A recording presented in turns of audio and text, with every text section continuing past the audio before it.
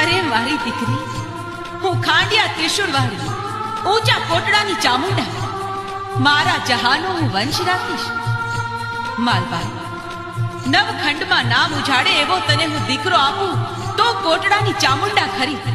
અરે માળી, હવે મને ગઢપણ આવ્યું.